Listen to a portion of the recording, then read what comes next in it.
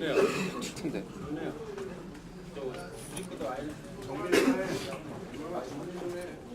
감어. 병찬아, 더 풀러서 감어. 네, 안 늘어지게.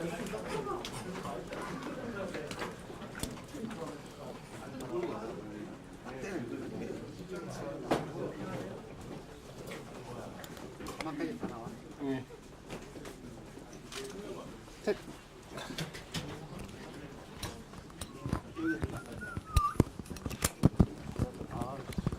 주인이라고 딱 생각했던 한줄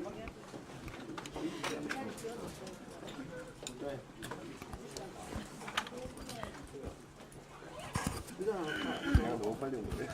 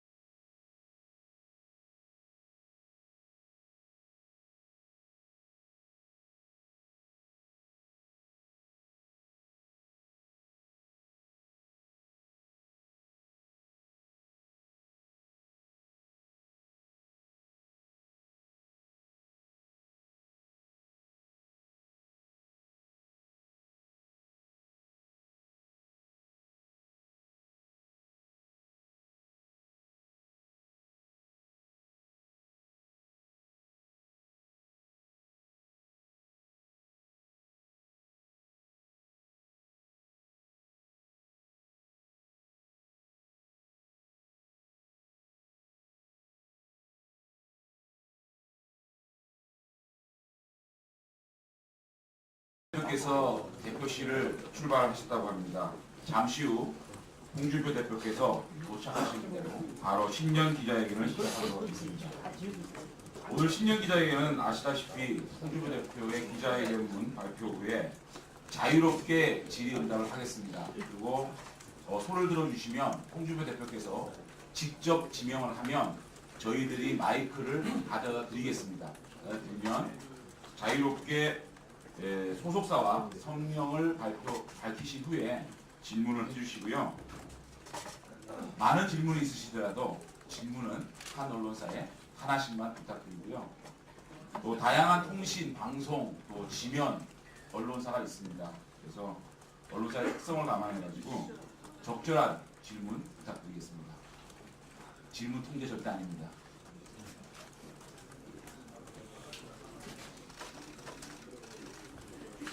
들어오시자마자 바로 시작하도록 하겠습니다.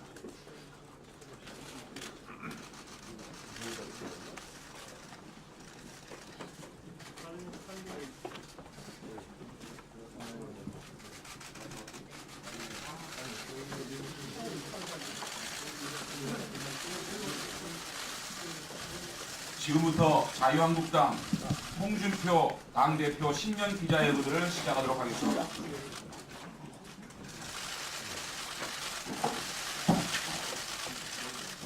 저게 홈포트인가? 저거 보고 하는 거예요?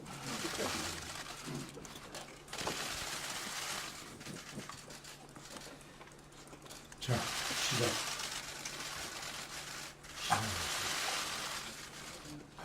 존경하는 대한민국 국민 여러분, 희망의 무술년 새해가 반갑습니다. 새해 우리 국민 여러분 모두의 가정과 하시는 일에 큰 축복에 함께하기를 기원합니다. 지난 한 해 우리는 대한민국의 물길이 크게 바뀌는 역사의 현장을 지켜보았습니다. 국민들께서는 더 이상 낡은 정치를 용납하지 않겠다는 분명한 의지를 보여주셨습니다. 그 원인과 과정, 결과를 떠나 모든 것이 역사의 진보를 바라는 국민들의 결정이었다고 저는 생각합니다. 그리고 저는 국민의 심판을 받은 지난 정권의 과거에 대해서 무거운 책임감을 느끼고 있습니다. 저희가 국민 여러분들께 드린 실망과 상처를 회복하기 위해서 무엇을 어떻게 해야 할지 깊이 반성하면서 고민을 해왔습니다. 새해 저와 자유한국당은 국민의 중요한 명령을 잊지 않고 혁신 또 혁신하여 완전히 새로운 정당으로 거듭날 것을 국민 여러분들께 약속드립니다. 국민 여러분, 문재인 정부가 출범한 지도 이제 8개월이 지나고 있습니다. 국민 여러분들께서는 그동안 우리 사회의 변화에 대해서 어떻게 느끼고 계십니까? 여러분들께서 바라셨던 그런 대한민국으로 우리가 지금 나가고 있다고 생각을 하십니까? 많은 것들이 바뀌고 뒤집히고 있지만 처음 기대와는 달리 이건 아닌데 라는 의구심이 국민 여러분들 사이에서 점차 늘어나고 있습니다. 자유민주주의 대한민국이 아닌 자유민주주의 국가가 아닌 정체를 알 수 없는 불안한 체제로 한국 사회가 변해가고 있다는 우려가 갈수록 커지고 있습니다. 우리가 살고 있는 대한민국은 참으로 위대한 나라입니다. 원래 우리나라는 국민소득 3만 달러, 인구 5천만을 넘어가는 나라인 30, 50 클럽에 세계에서 7번째로 들어가게 됩니다. 식민지 지배와 분단, 종족 상간의 전쟁을 모두 경험한 지구상에서 가장 가난했던 나라가 단 60년 만에 산업화와 민주화를 모두 이루고 어느 나라도 성취하지 못한 놀라운 기적을 만들어낸 것입니다. 한강의 기적이라고 일컬어지는 이 위대한 기적은 자유인들의 공화국을 건설한 선대 독립운동가들의 해안과 확립된 자유 아래 모든 국민과 기업들이 피땀 흘려 노력한 그런 결과였습니다. 그런데 지금 대한민국의 지속 가능성에 대한 빨간불이 켜졌습니다. 북한 김정은 정권의 손에 핵무기가 쥐어지면서 대한민국의 자유민주주의 체제가 계속시켜질 수 있을지 많은 국민들이 지금 불안해하고 있습니다. 이 정권의 좌파 국가 사회주의 실험으로 경제가 뒷걸음질 치면서 우리가 누리는 풍요가 다음 세대까지 이어질 수 있을지 미래에 대한 국민들의 걱정도 커져가고 있습니다. 저출산 고령화로 인구 절벽이 눈앞에 닥치면서 대한민국이라는 나라의 역사가 계속 이어져 갈 것인지에 대한 근본적인 불안마저 제기되고 있습니다. 안보의 위기, 역주행 경제, 급격한 인구 감소라는 3대 불안이 한국 사회에 짙은 먹구름을 들이오고 있는 것입니다. 무엇보다 우리 안보가 그야말로 벼랑의 끝에 서 있습니다. 지금 문재인 정권의 안보 정책은 한마디로 폭풍 속의 촛불 안보입니다. 청와대와 정부를 장악한 주사파 세력은 우리와 함께 자유민주주의를 지켜온 미국을 등지고 북한 김정은의 손에 나라와 국민의 운명을 맡기려 하고 있습니다. 미국 잠수함을 부산에 기항시키려는 트럼프 정부의 동맹 강화 조치도 북한 김정은의 눈치를 봐서 거절하고 있습니다. 소위 대중국 3불 약속으로 우리 국방은 물론이고 대한민국의 안보 주권까지 무너뜨렸습니다. 정보기관의 손발을 잘라 허수아비로 만들고 졸속적인 전시작전권 전환을 추진하여 안보의 골격까지 무너뜨리려고 하고 있습니다. 북한의 핵미사일 개발 완료가 3개월 앞으로 예측되고 있는데 김정은의 시간 벌기용 위장평화공세와 정치쇼에 끌려다니면서 평창 동계올림픽을 평양올림픽으로 변질시키고 있습니다. 히틀러에게 체코슬로바키아 영토를 내주며 평화를 구걸하던 영국 체인벨린 내각의 가짜 안보와 같은 그런 정책입니다. 이렇게라면 대한민국의 안보는 무너지고 말 것입니다.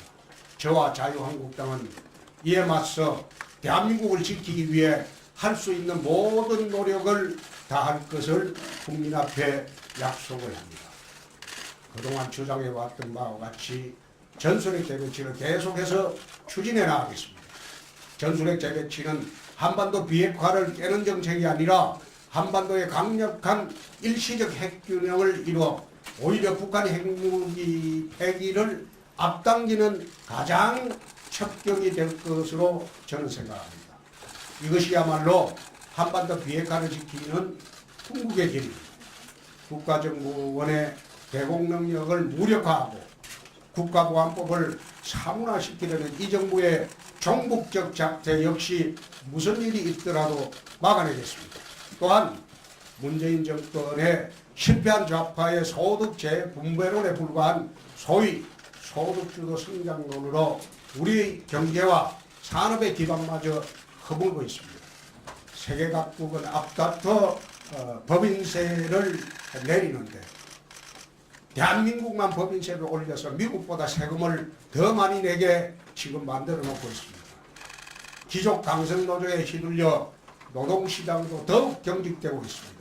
저렴하고 깨끗한 안정된 전력 공급원인 원자력 발전소를 감축해서 국가산업 전반의 경쟁력까지 떨어뜨리려 하고 있습니다. 미국과 일본은 해외로 나갔던 기업들도 속속 유턴하고 있는데 우리 기업들은 해외로 탈출과 탈출에 여념이 없습니다. 이미 남미와 남유럽의 여러 나라를 절망의 나락으로 떨어뜨린 좌파 포퓰리즘 복지 정책도 지금 그대로 답습하고 있습니다. 국가 재정이 어떻게 되든 말든 표를 넣기 위한 무상복지와 보편적 복지를 남발하면서 5년 정권이 50년 국가경제의 뿌리를 썩게 만들고 있습니다. 이 정권의 무상복지가 정말 공짜라고 믿으십니까? 땀 흘려 일한 국민들의 지갑에서 세금을 훔쳐서는 도둑복지이며 빚을 내서 다음 세대에게 세금 폭탄을 떠는 길은 외상복지입니다. 국민 여러분, 지금 우리에게 시급한 과제는 4차 산업혁명 시대를 맞아 기업과 국가의 미래 성장 동력을 확보하는 일입니다. 산업구조조정, 노동시장 개혁, 자본시장 개혁이라는 3대 경제혁신의 톱니바퀴를 정교하게 맞추어서 하루속히 성장의 궤도로 되돌아가야 합니다. 경쟁력을 잃어가는 전통산업 가운데 첨단산업과 결합시켜 살릴 산업은 적극적으로 지원을 하고 생존이 불가능한 산업들은 아무리 힘들어도 정리를 해야 합니다. 산업구조조정을 뒷받침하면서 동시에 우리 금융의 경쟁력을 높일 수 있도록 자본시장 개혁도 하루빨리 서둘러야 합니다. 노동 유연성 없이는 혁신 성장이 불가능합니다. 노동개혁 시급한 과제입니다.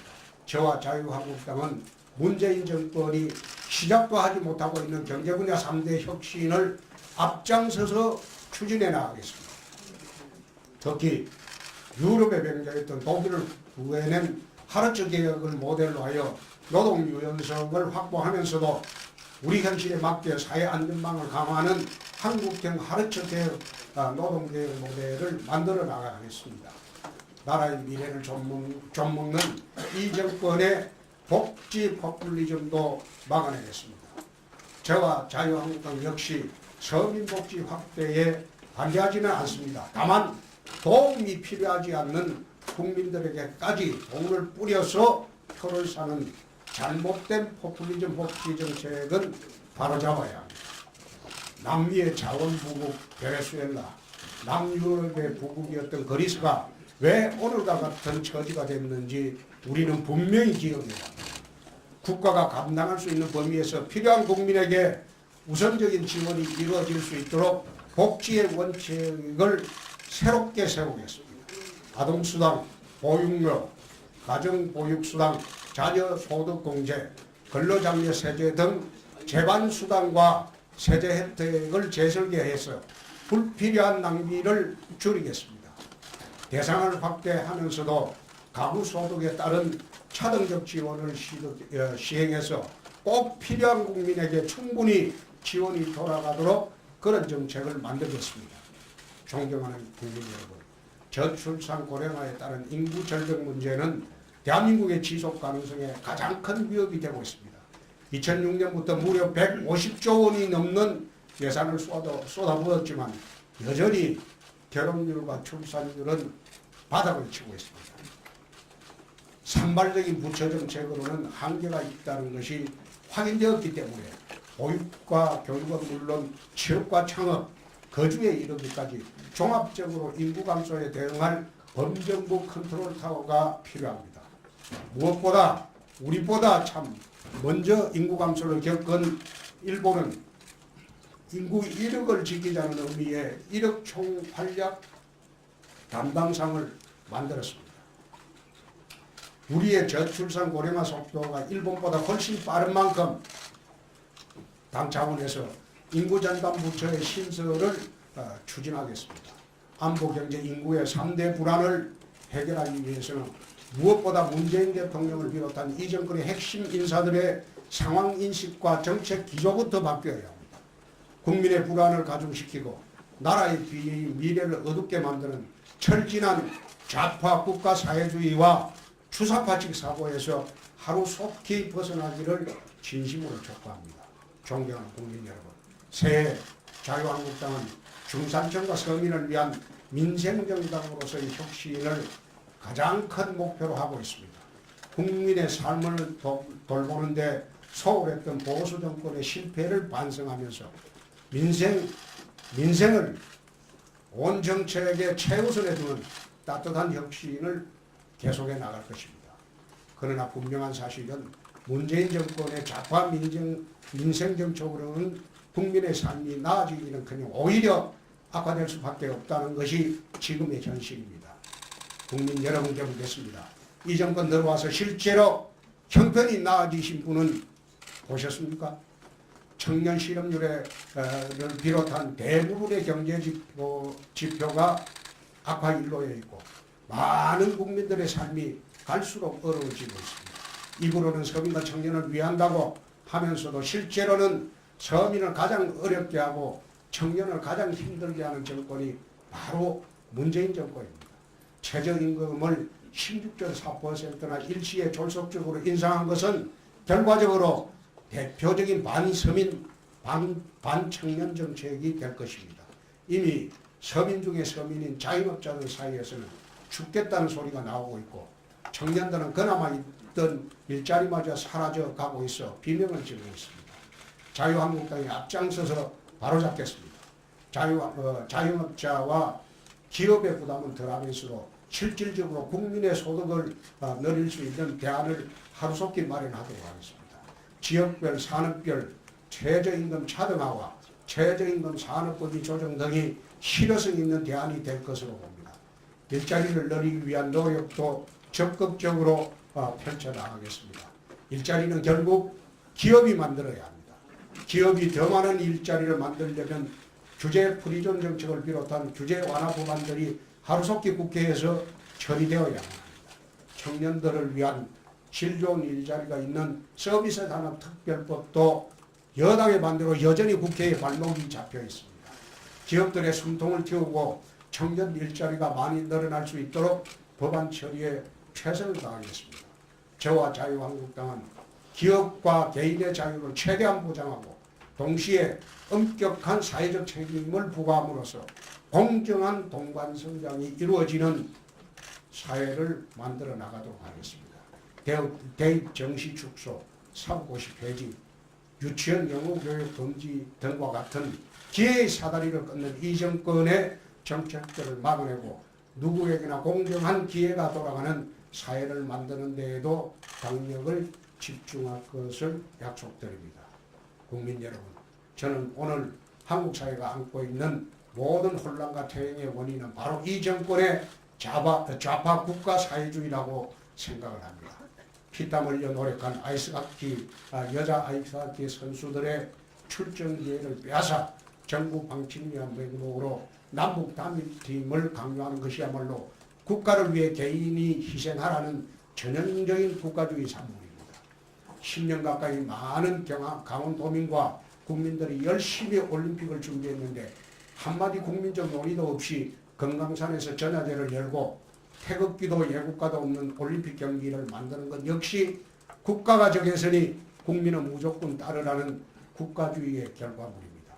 희망을 잃은 청년들이 미래를 바라보며 가상화폐 투자에 뛰어들었는데 강압적인 규제와 오락가락 정책으로 빚더미에 앉혀놓은 것도 개인의 자유와 책임을 무시하고 국가가 개인의 삶까지 규제하겠다는 교조적 국가주의가 빚어낸 비극입니다. 기업들이 일자리를 만들 수 있도록 자유를 확대하지 않고 청년들에게 푼돈이나 나눠주고 세금으로 공무원이나 늘리는 방식 또한 좌파 국가 사회주의에 종속된 포퓰리즘의 다름이 아닙니다.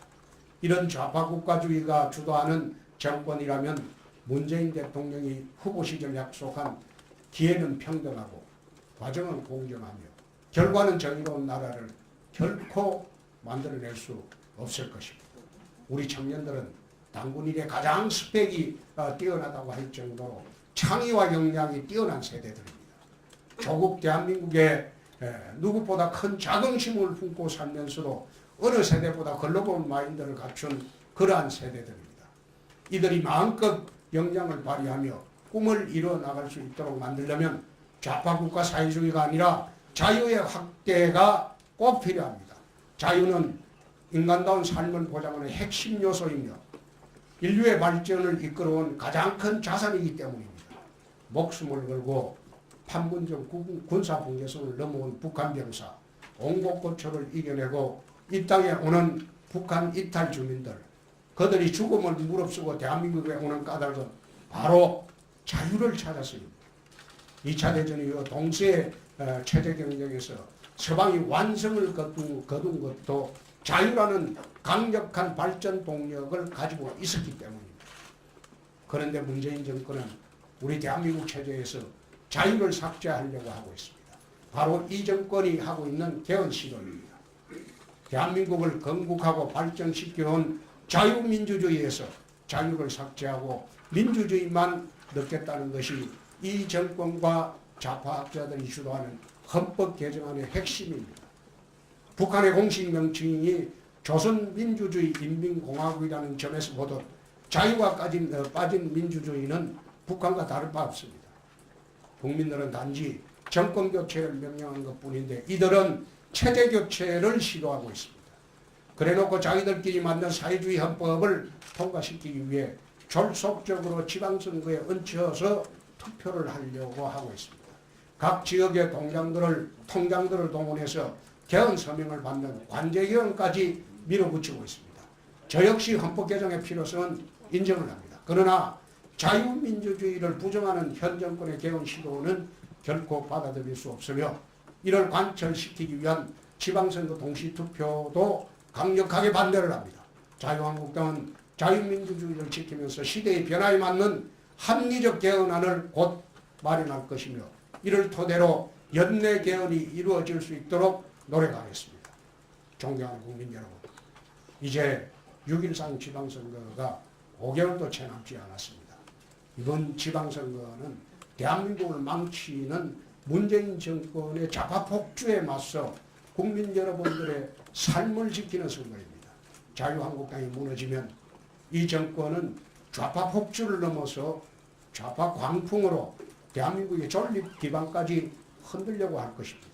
아직 이 정권의 국정과제 1호가 적폐청산에 머물러 있는 것도 대한민국 보수 우파의 실현을 말리고 좌파 핵심 세력들에 맞서온 국가 공권력의 고유 기능을 해체하며 그들이 바라는 체제로 이 나라를 바꿔나가기 위해서입니다. 그동안 저희 자유한국당이 모자라고 잘못했던 일들 뼈아프게 반성을 하고 있습니다. 국민 여러분들께서 다시는 실망을 드리는 일이 없도록 모든 것을 완전히 새롭게 바꿔나가도록 하겠습니다. 문재인 정권은 여전히 과거의 적폐청산에 머물러 있지만 우리 자유한국당은 미래로 나아가겠습니다. 국민의 삶에 정말 필요한 혁신적인 지방정책들을 만들고 이를 실천하는 데 모든 힘을 쏟겠습니다. 나라를 지키고 다음 세대의 미래를 지킨다는 마음으로 자유한국당을 지지해 주실 것을 간곡히 호소드립니다. 우리 모두 위대한 대한민국을 지키고 다음 세대가 더욱 위대한 대한민국을 만들어갈 수 있도록 힘을 합쳐 나가도록 하십시다. 2002년 대한민국을 외치면서 사강신화를 만들어냈던 그 붉은 악마의 혼으로 다시 무장을 하고 대한민국의 자긍심을 다시 한번 크게 일으키도록 하십시다. 새해 복 많이 받으시고 또 다시는 일 모두 잘 이루시기를 기원합니다. 감사합니다. 이어서 언론인 여러분들과 질의응답 시간을 갖겠습니다. 손을 들어주시면 홍준표 대표께서 직접 지명하시면 저희들이 마이크를 가져가도록 하겠습니다. 이하 진행은 홍준표 대표가 직접 하시겠습니다. 이제 이 앞에 분들이 조금 그만 찍으세요. 지금 질의응답이 잘안돼.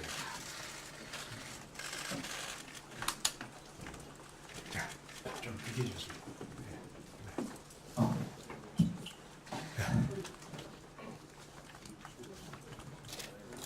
예. 어디 누군지 말씀하시면.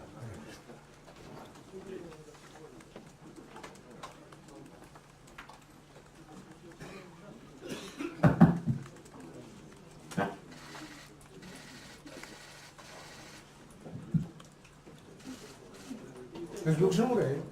예. 육성으로. 네, CBS 이동주 기자입니다. 하나만 여쭤보려고요. 어제 통합신당 쪽에서 합당한다는 기자회견을 했었는데 지방선거를 앞두고 서울시장 후보 보는 가지고 야당에서 자유한국당은 사실 좀 어떻게 보면 인맥난을 좀 겪고 있다고 이런 말이 나오잖아요. 혹시 지방선거 때 보수 야권 후보 단일화 혹시 후보군이 있다면 어느 정도 생각하고 계신지, 그리고 없다면 후보 단일화를 할 생각이 있으신지 하나만 여쭤볼게요. 자유한국당의 이름으로 생각으로 선거를 합니다. 민의 정당과는 연대가 없습니다. 자.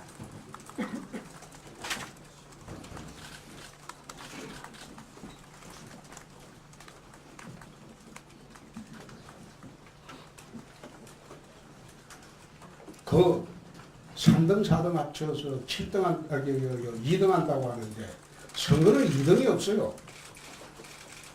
우리는 지금 1등 하려고 하는 거예요. 3등, 4등 합치면 7등입니다.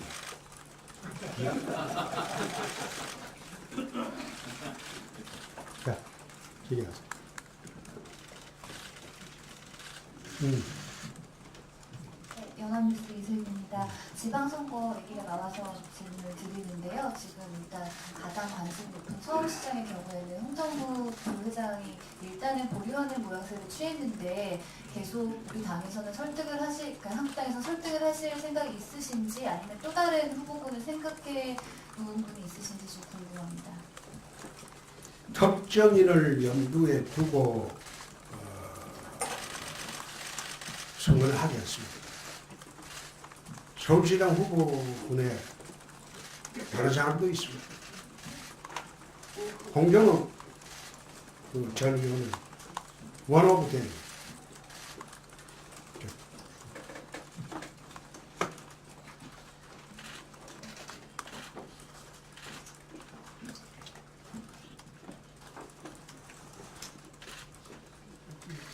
질이 없으면 나 갑니다. 카메라 뒤쪽에서 지금 네. 영민경 기자, 네. 강민경 기자. 네, 연합뉴스 TV 강민경입니다. 연합뉴스 방금 했는데. 연합뉴스 TV입니다. 아, TV. 네. 예, 예. 계속 지방선거 얘기 나와서 추가로 여쭤보는데요. 지난번에 대표님께서 6석 지방선거 계속 확보하신다고 얘기를 하셨는데 그렇습니다. 지금 인재 영입에 조금 어려움을 겪고 있다는 얘기가 나오고 있는데 그 6석은 여전히 유효하신지 그거 좀 여쭤보려고 합니다. 더 할 수도 있습니다. 6석은 마지노고 17군데 광역단체를 돌아보니까 더 할 수도 있다. 그런 확신을 가졌습니다.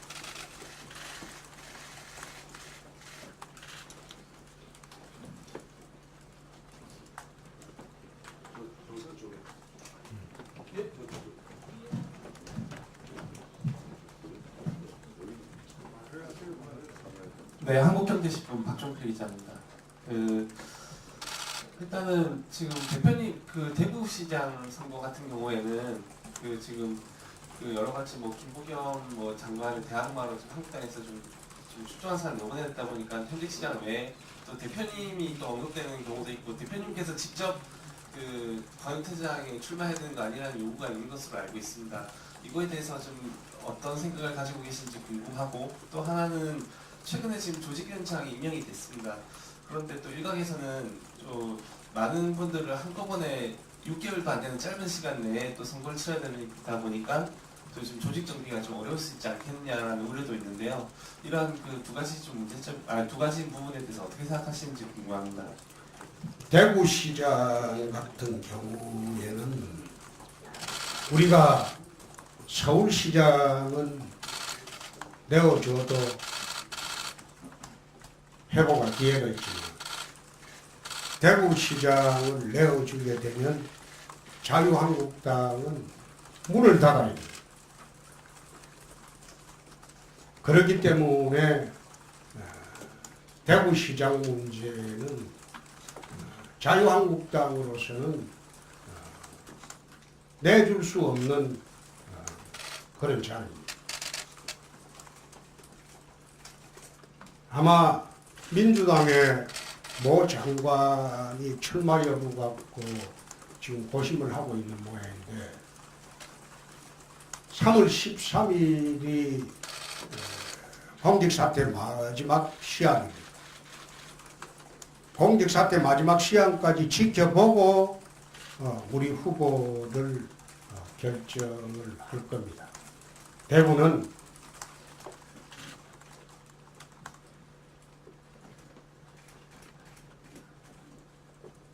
유승민 의원이 준동을 하고 있고 또 극소수인 하나 조은진 의원도 준동을 하고 있고 거기다가 민주당의 김부겸 의원도 준동을 하고 있습니다. 대구시장 선거가 예년과 같지 않을 겁니다. 그래서 3월 13일 이후에 특단의 대책을 준비를 하고 있습니다. 어떤 이유로도 저는 국회의원 보궐선거나 이번 광역단체 선거에 출마할 수가 없습니다. 전국적인 선거를 총괄 지휘를 해야 되기 때문에 내가 국회의원 한 번 더 하려고 당대표를 맡은 것은 아닙니다. 그러니 더 이상 언론에서는 방금 한경의 박종필 기자님 질문인데 더 이상 그 질문 이제 하지 마세요.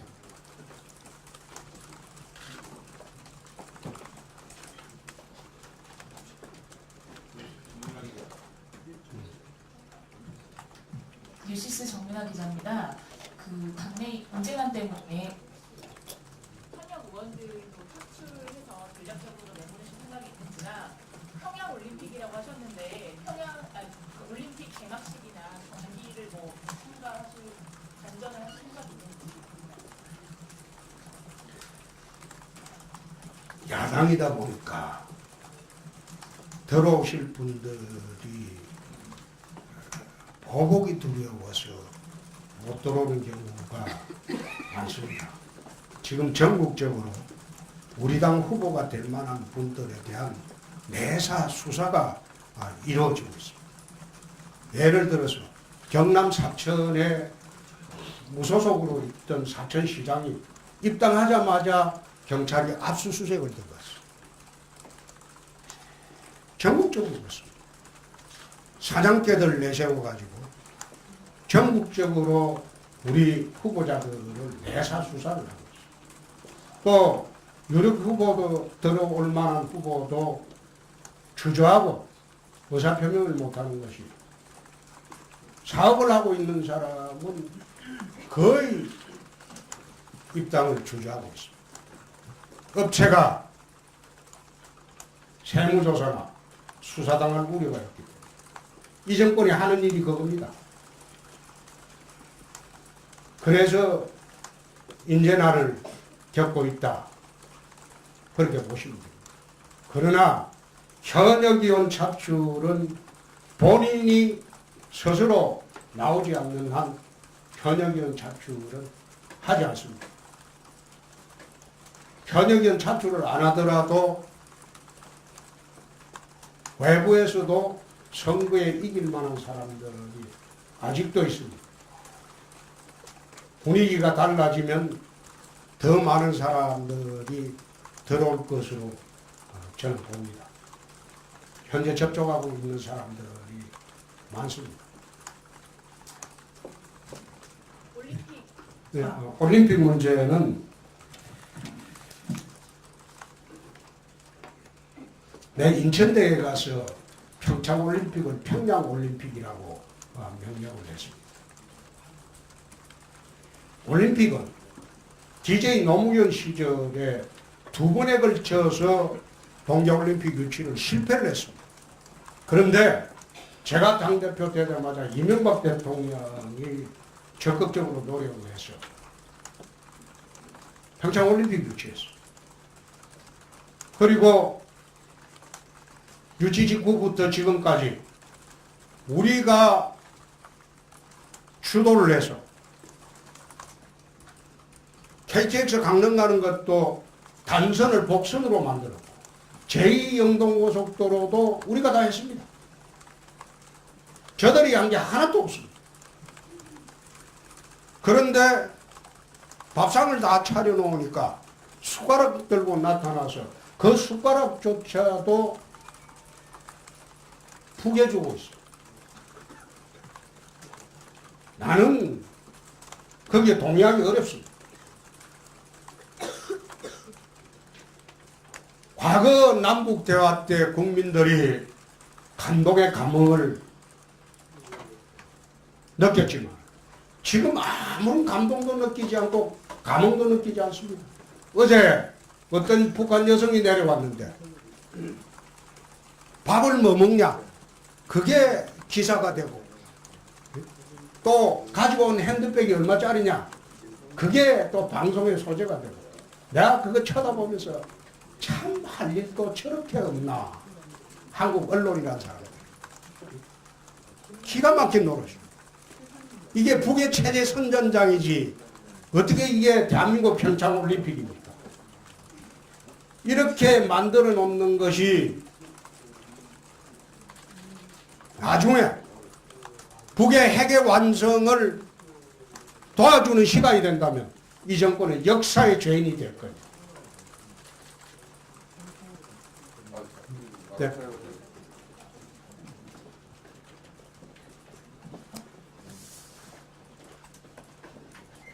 또 질문. 저 미디어 오늘의 정민경 기자라고 하는데요. 좀 전에도 뭐 기자분한테 뭐 이런 질문 하지 말라 뭐 이런 식으로 얘기하시기도 하고 그 전에도 뭐 KNN이나 SBS 관련해가지고 언론과 좀 문제가 있다라는 지적이 나오고 있는데 좀 이런 지적에 대해서 어떻게 생각하시는지 궁금합니다. 그건 대답하지 않겠습니다. 네. 또 질문하시죠. 네. 예, BBS의 최선호 기자라고 합니다. 임종석 비서실장 유해에 관련해서 임종석 실장이 국회를 다녀간 이후에 그 사태가 어느 정도 봉합이 되는 분위기인데요. 어제 유승민 대표 같은 경우에는 문재인 정부 출범 이후 한국당과 이렇게 단합된 적이 없었다. 사사건건 양측이 반대만 하다가 놀라울 정도로 입을 맞추고 있다고 얘기하시는데 대표님께서도 연초에 국정조사를 해야 한다는 입장이셨잖아요. 그렇습니다. 입장 변함 없으신지 그렇습니다. 그런 의혹들에 대해서 어떻게 생각하십니까? 사실 우리가 알고 있는 것이 좀 있습니다만은 그걸 다 공개하기에는 국익 차원의 문제가 있기 때문에 당파적 이익보다는 우리는 국익 우선입니다. 그래서 국정조사를 통해서 밝혀지는 것은 별개의 문제고 우리가 주장하고 우리가 알고 있는 것을 일방적으로 폭로하는 형태의 접근은 맞지 않다. 그런 생각을 갖고 있습니다. 세계일보의 이도영 기자라고 하는데 당내 문제 하나, 당 외부 문제 하나 좀 여쭤보고 싶어서요. 주먹에 손을 빼고. 그럴게요. 당내 문제는 좀 대구 북구를 가셨잖아요. 그 관련해서 뭐 김태형 최고위원이나 다른 분들께서 뭐 셀프 공천이다 또는 뭐 꽃길만 가고 있다 이렇게 비판하고 있는데 어떻게 보시는지 좀 궁금하고요. 당외 무슨 그게 당내 문제고 또 당외 문제는 이명박 전 대통령 관련해가지고 좀 수사가 좀 진행되고 있는데요. 당에서는 그 문제에 대해서 좀 여러 가지 비판을 하긴 했는데 또 대표님께서는 뭐 개입하지 않겠다 이런 얘기를 하셨잖아요. 정확하게 스탠스를 좀 어느 정도로 갖고 있는지 궁금합니다. 우선 북구월 문제는 그렇습니다. 아까 대구 시장 선거에 내 중요성을 이야기를 했습니다. 대구가 혼조입니다. 내가 북구월에 당협위원장을 맡은 것은 지방선거용입니다. 총선에는 출마하지 않습니다. 지방선거 끝나고 적절한 시기에 대구를 이끌어갈 만한 후배 영입하고 나는 나올 겁니다. 두 번째, 당협위원장이 되면 두 가지 이점이 있습니다. 첫째, 지방선거 추천권을 받습니다. 두 번째, 차기 공천의 우선권을 받습니다. 지방선거 추천권은 북구는 정태욱 북구 각 위원장이 정권을 행사할 겁니다. 나는 관여치 않습니다. 두 번째, 총선 출마는 안 한다고 분명히 이야기했어요.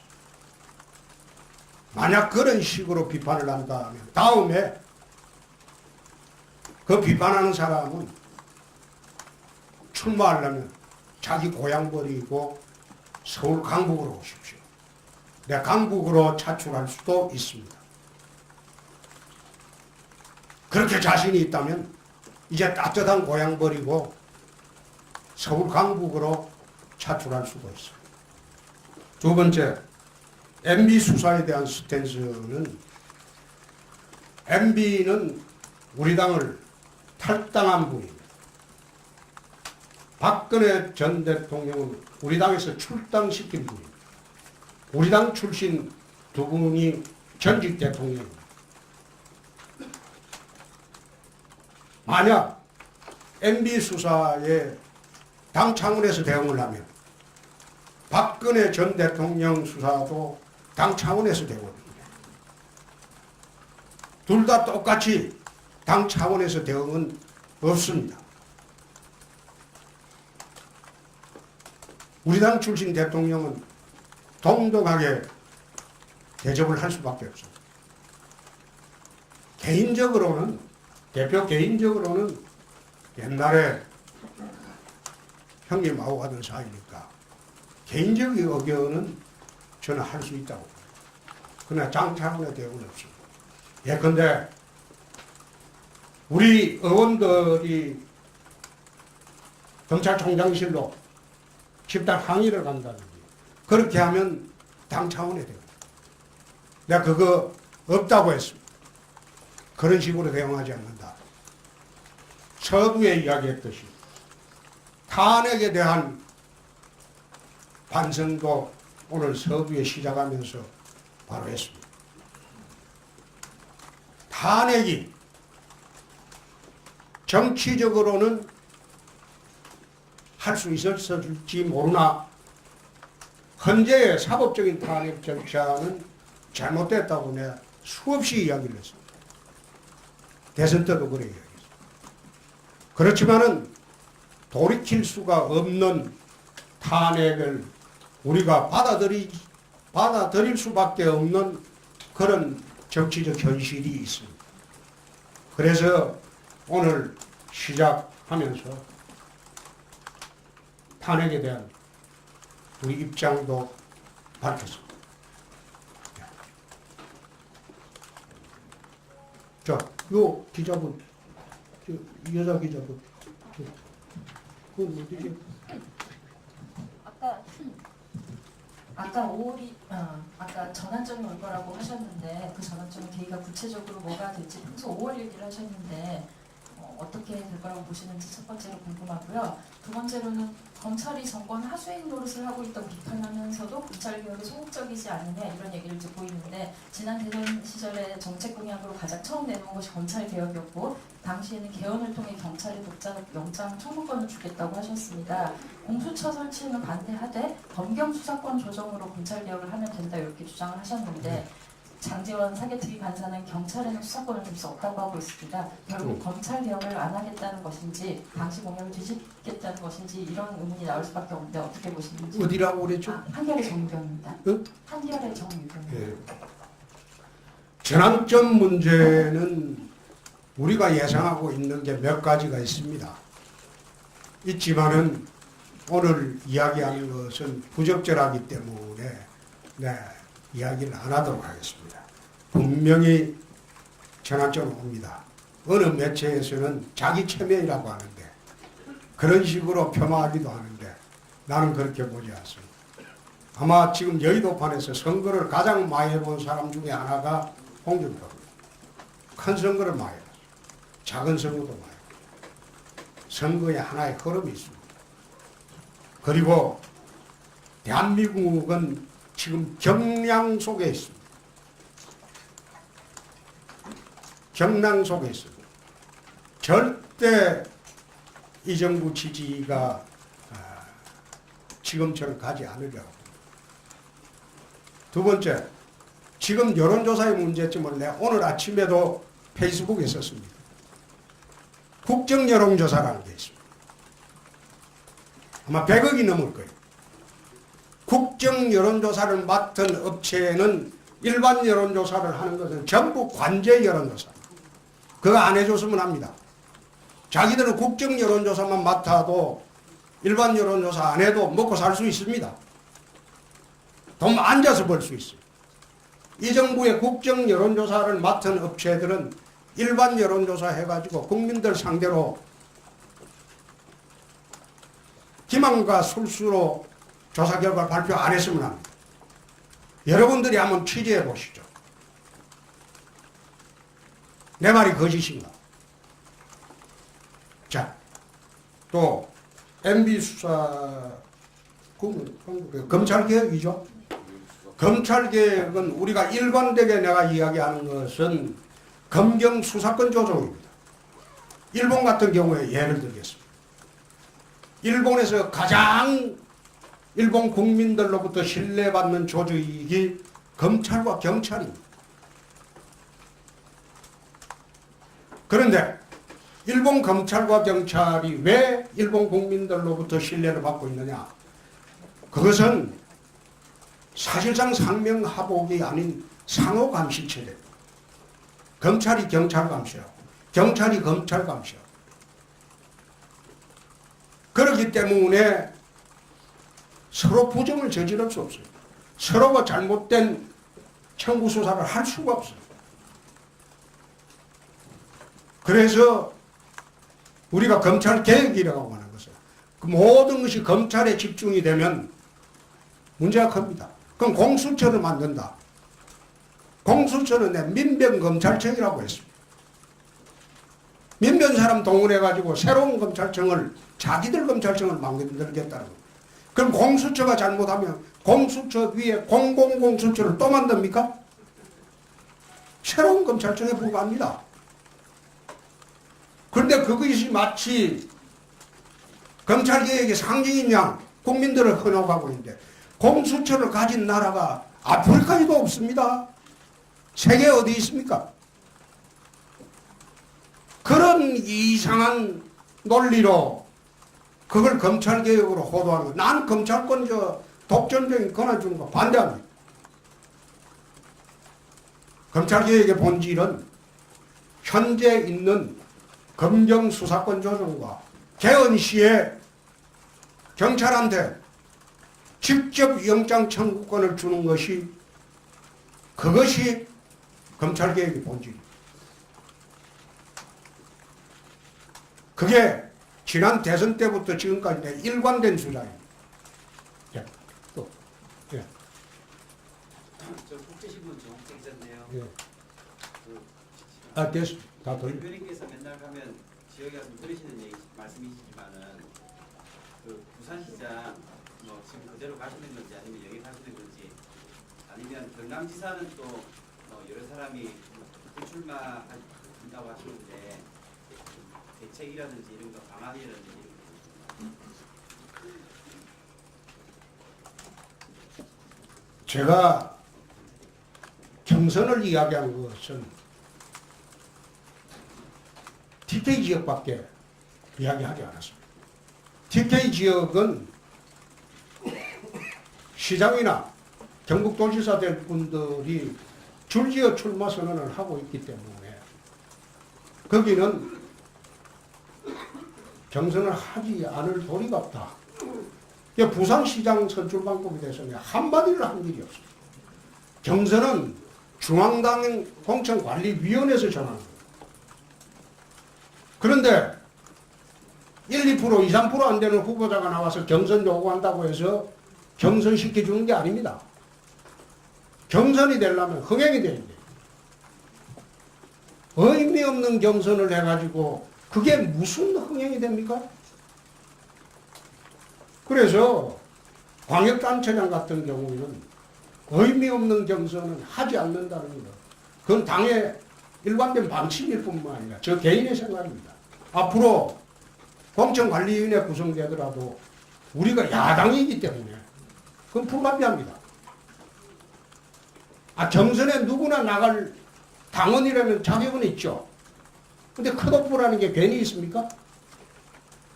경선을 붙이려면 팽팽해야죠. 아예 경쟁의 대상이 안 되는데 1, 2%, 2, 3% 가지고 부산시장 하겠다.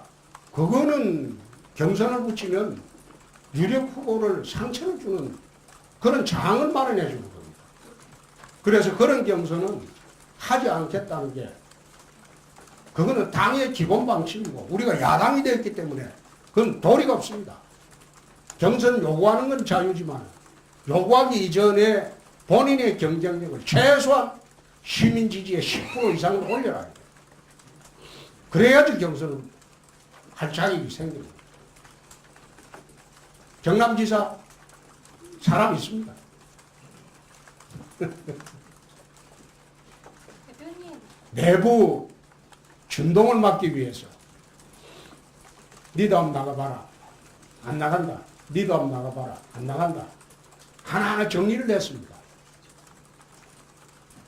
누구나 자유한국당 당원이면 지사 출마할 수 있죠.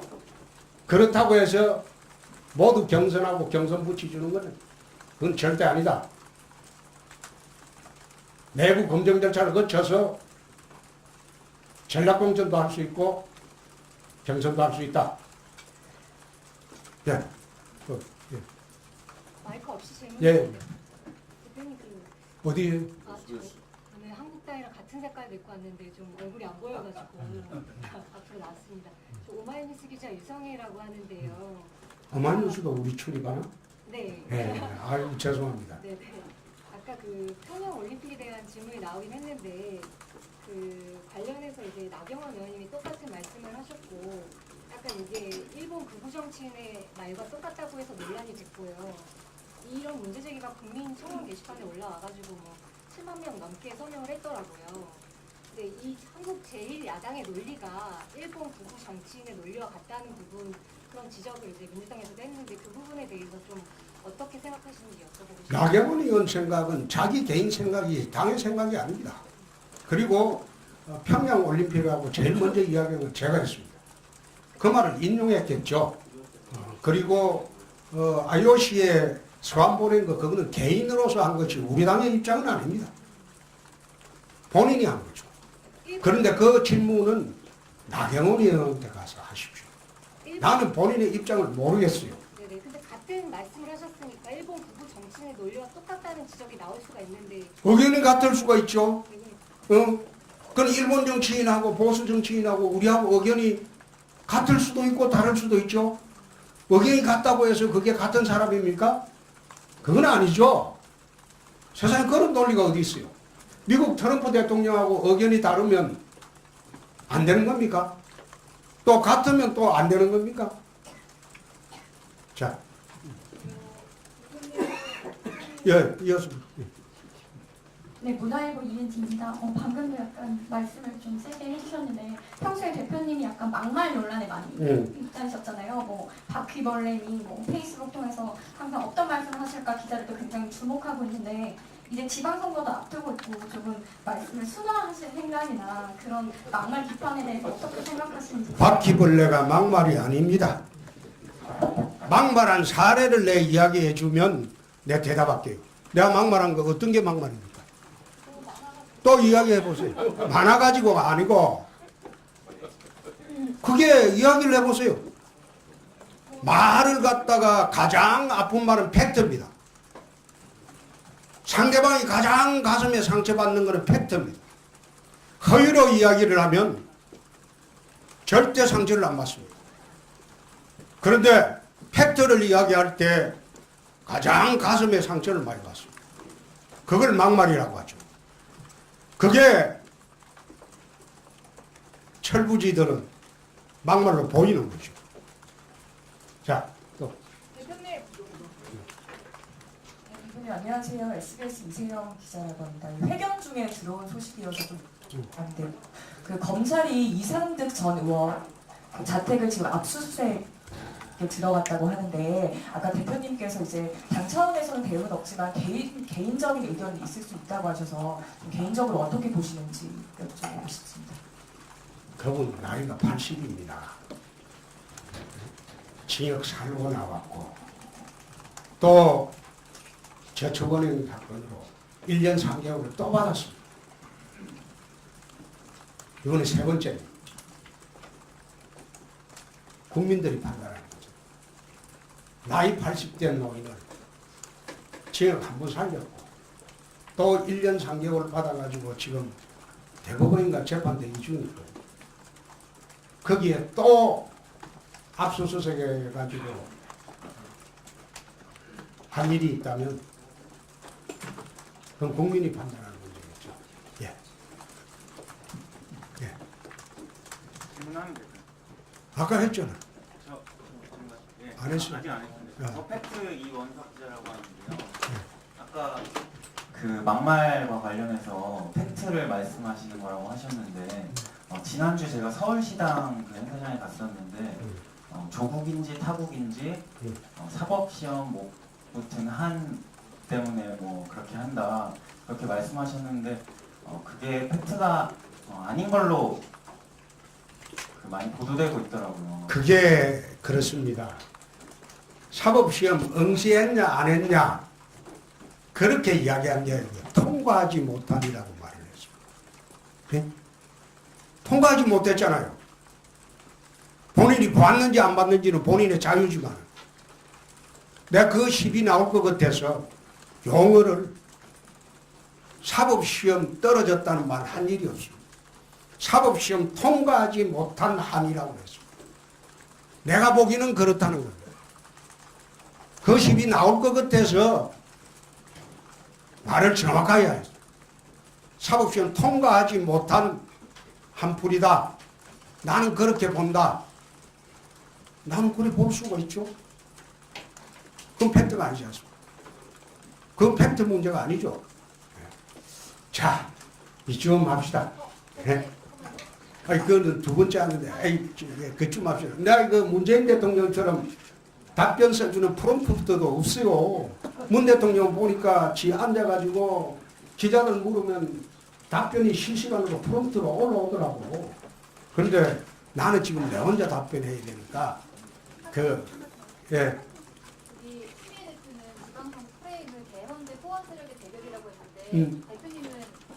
참 어리석다.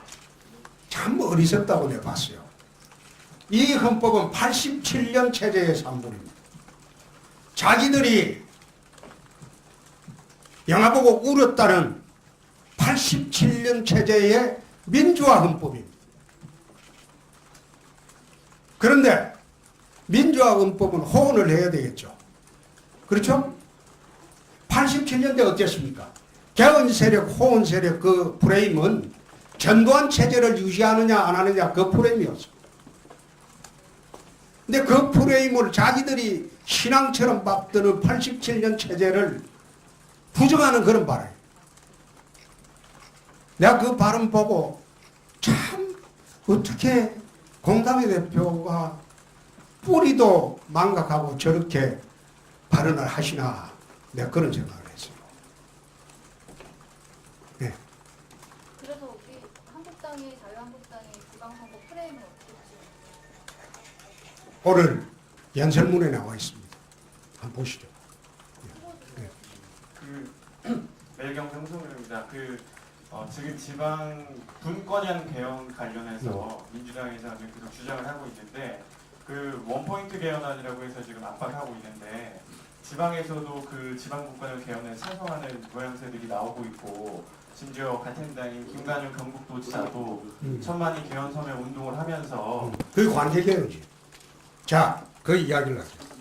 지금 헌법을 기자 여러분들 한번 보십시오.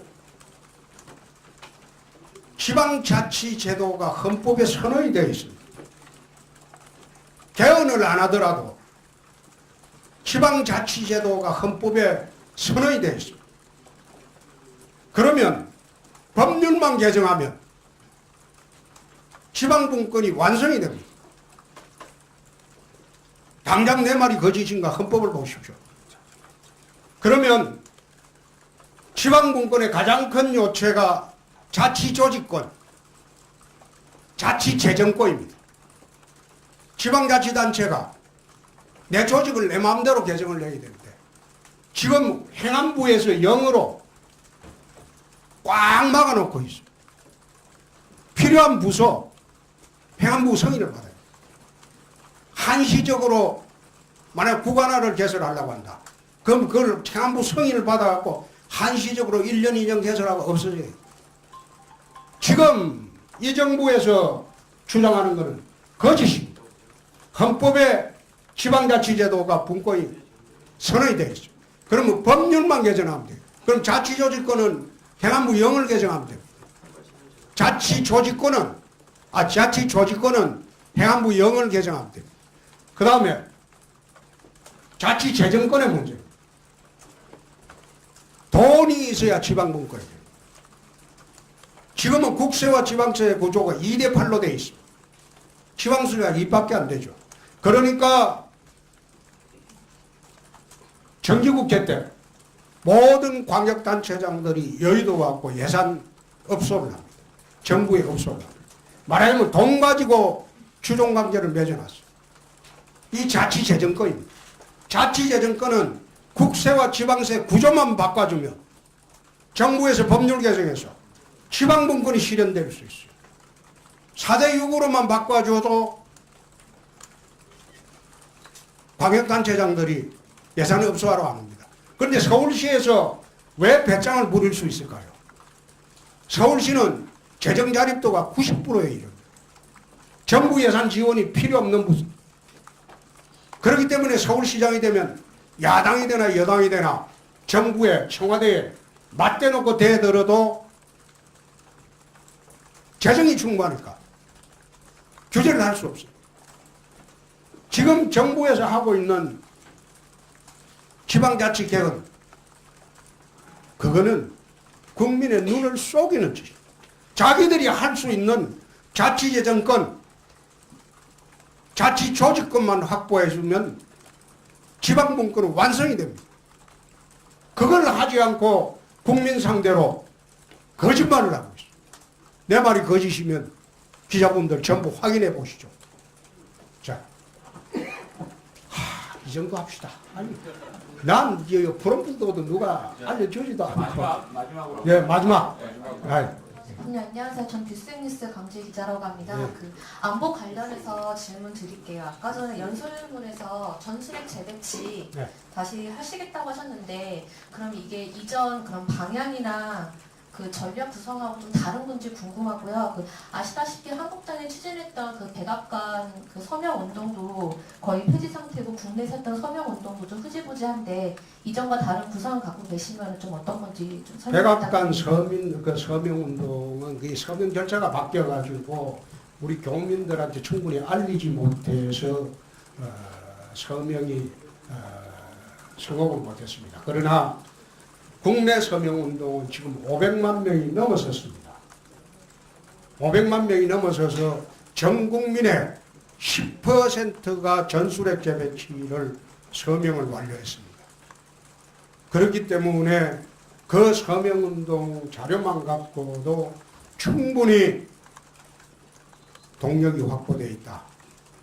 그렇게 말씀을 드리고 전술핵 재배치 문제는 이 정부에서는 어려울 것으로 나는 봅니다. 안 할 것으로 봅니다. 부산에 들어오는 핵 잠수함도 못 들어오게 하는 정부인데 전술핵 재배치를 할 리가 있겠습니까? 그러나 북핵 개발이 완성이 되면 역사의 죄인이 될 겁니다. 자, 이제 그만하도록 하겠습니다. 이상으로 시정 기자회견을 마치겠습니다. 감사합니다. 국민 여러분, 감사합니다.